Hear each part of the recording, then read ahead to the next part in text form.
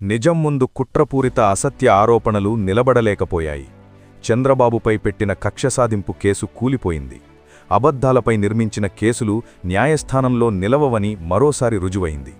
చంద్రబాబుపై ఇప్పటివరకు ఏ కోర్టు అవినీతిని నిర్ధారించలేదు. రాజకీయ కక్షతో అల్లిన అబద్ధాల కథకు ఏసీబీ కోర్టు ముగింపు పలికింది. దేశ రాజకీయాల్లో అత్యంత సీనియర్ రాజకీయ నాయకుడు, అంతర్జాతీయంగా పేరున్న చంద్రబాబు వంటి హై ప్రొఫైల్ ఉన్న వ్యక్తిని ఒక తాడూబొండరల్లేని స్కిల్ డెవలప్మెంట్ కేసులో అక్రమంగా జైలుకు పంపి తన అహం చల్లార్చుకున్న జగన్ రెడ్డి కుట్ర కేసుకు ఏసీబీ కోర్టు తెరదించింది. స్కిల్ డెవలప్మెంట్ కార్పొరేషన్లో నిధుల దుర్వినియోగానికి పాల్పడ్డారంటూ చంద్రబాబుతో సహా పలువురిపై జగన్ హయాంలో నమోదైన కేసును ఏసీబీ న్యాయస్థానం మూసివేసింది. ఈ కేసులో ఆరోపణలు వాస్తవం కాదంటూ సిఐడి ఇచ్చిన తుది నివేదికను న్యాయస్థానం ఆమోదించింది. ఈ కేసులో చంద్రబాబుకు ఎలాంటి సంబంధం లేకపోయినా, అవినీతి జరిగిందనడానికి ఎలాంటి ఆధారం లేకున్నా ఆయన 53 రోజులపాటు రాజమహేంద్రవరం కేంద్ర కారాగారంలో ఉండాల్సి వచ్చింది.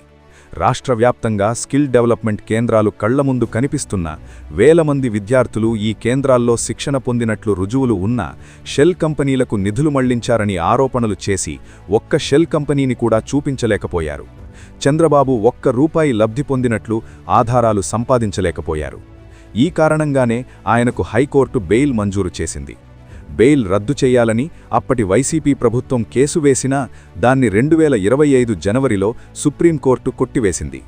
ఆయనపై అభియోగాలు వాస్తవం కానందున ఎట్టకేలకు ఆయనతో పాటు 37 మందిపై విచారణను కోర్టు మూసివేసి కేసుకు ముగింపు పలకడం హర్షణీయమైనప్పటికీ తన రాజకీయ జీవితం మచ్చలేకుండా ముగియాలని చంద్రబాబు భావించేవారు.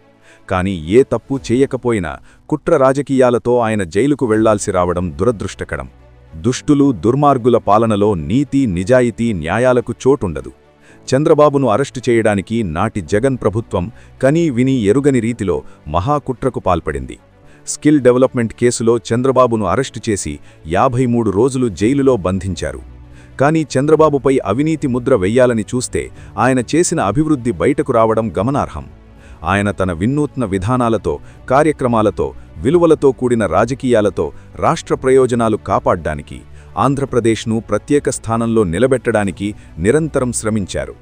ఆయన తెచ్చిన ఐటీ విప్లవం ద్వారా ఫలితాలు అనుభవించే లక్షలాది మంది తెలుగు రాష్ట్రాల యువతీ యువకులు ప్రపంచవ్యాప్తంగా వీధుల్లోకి వచ్చి చంద్రబాబు తమకు చేసిన మేలు గురించి గొప్పగా, గర్వంగా చెప్పడం విశేషం.